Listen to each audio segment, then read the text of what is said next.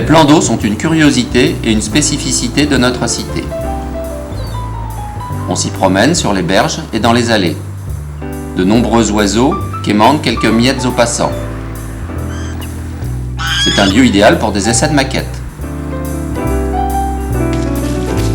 Les joggeurs s'y entraînent et organisent régulièrement des compétitions. Le lac de Ticolo est un cadre idéal pour l'école de voile.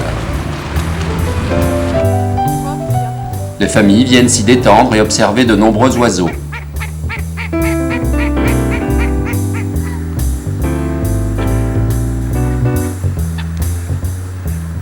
Les pêcheurs capturent des poissons de toutes espèces.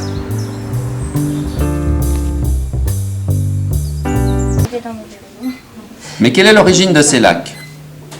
Le conseil municipal des jeunes s'y est intéressé et s'est mis en quête de documents. La médiathèque de Saint-Renan lui a semblé un lieu idéal pour ses recherches.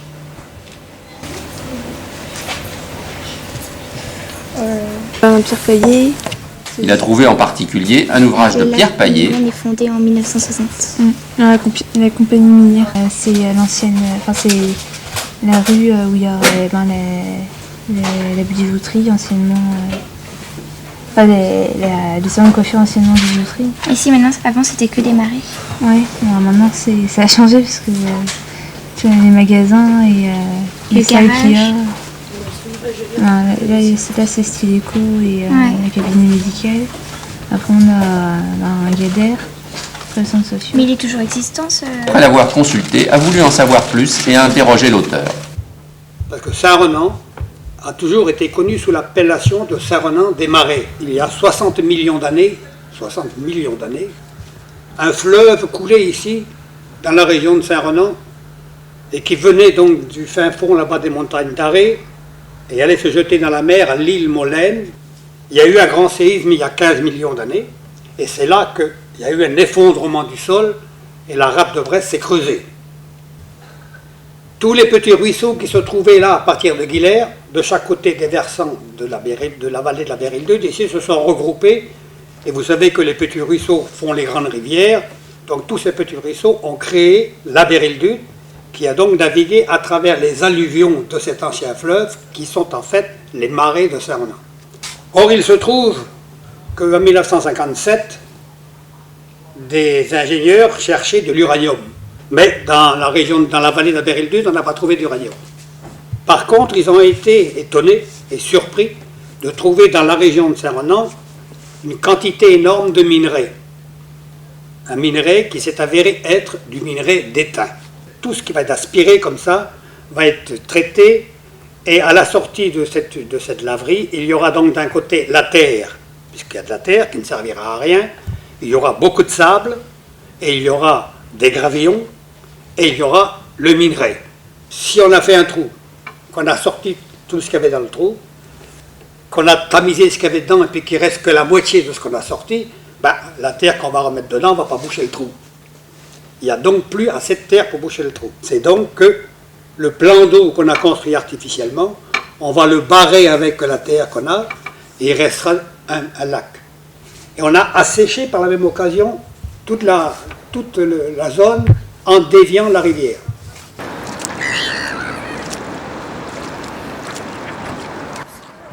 Et qu'en pensent les promeneurs et autres habitués de ces plans d'eau? Les jeunes les ont interrogés. Ah bah c'est un lac qui est formidable, j'habite juste au-dessus là, tu vois. Et quand je suis arrivé ici en 76, les abords du lac n'étaient pas du tout aménagés.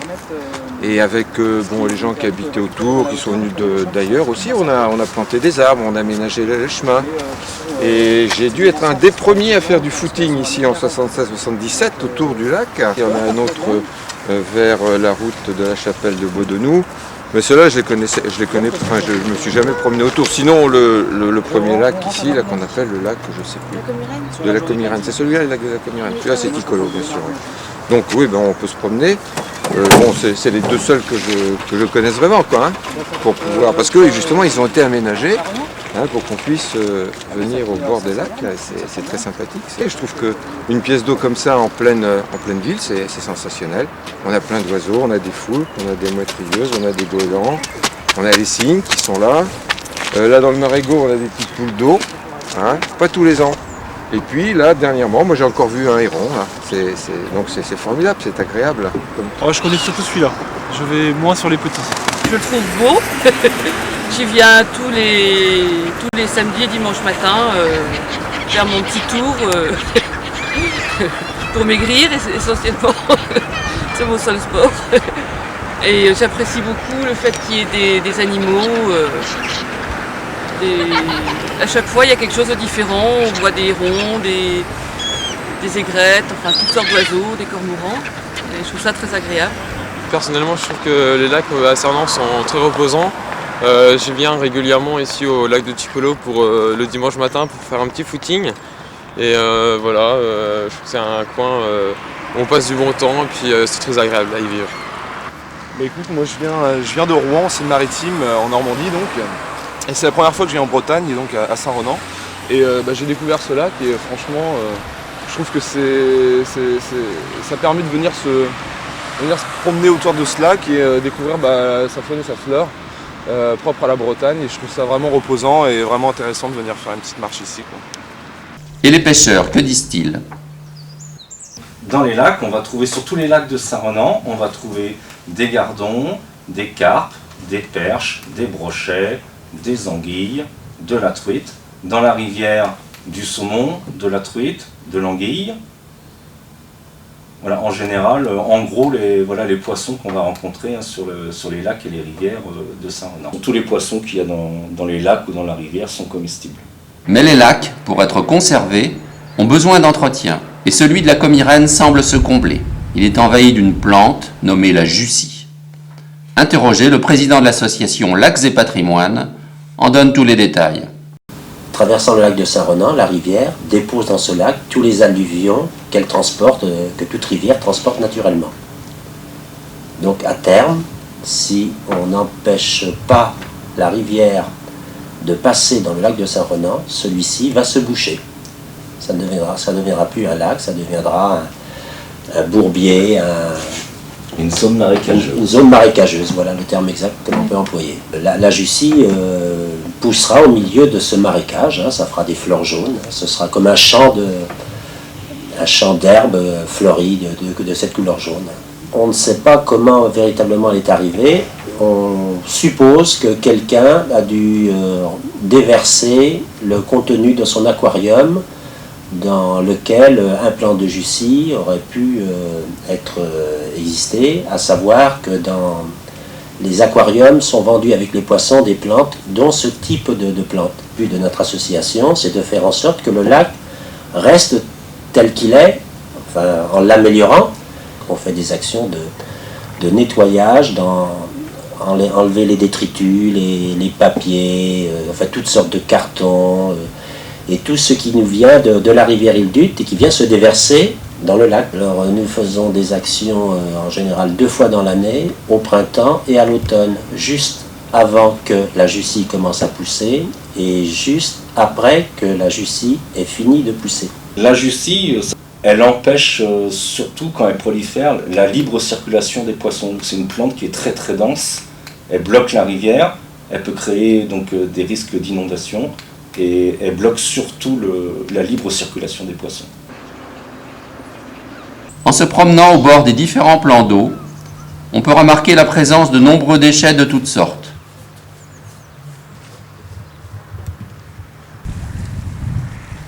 Ou la marque de pollution, ce qu'ont d'ailleurs fait remarquer certains passants. Je déplore ça, on voit souvent des sacs et puis dans les petits ruisseaux tout autour, des traces d'huile ou de je ne sais quoi.